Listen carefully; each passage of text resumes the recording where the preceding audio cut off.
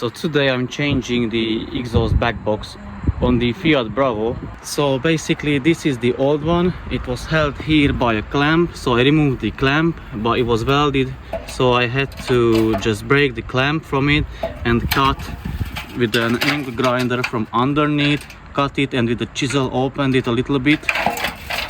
Then here was the exhaust hanger. I couldn't bother with it, so I cut it in half.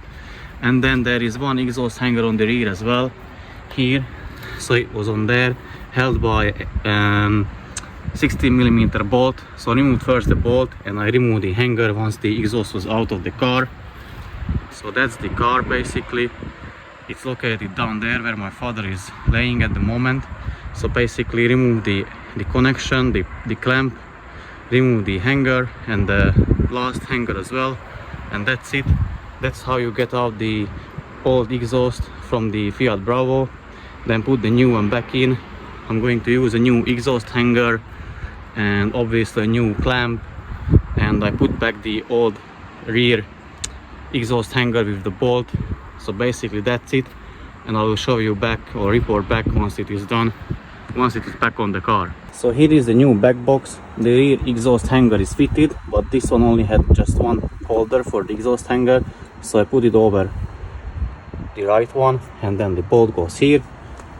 The other exhaust hanger is already in the car, so fitted, and I'm just going to put this one back to the hanger, and then a clamp over here, tighten it down, and basically that's it.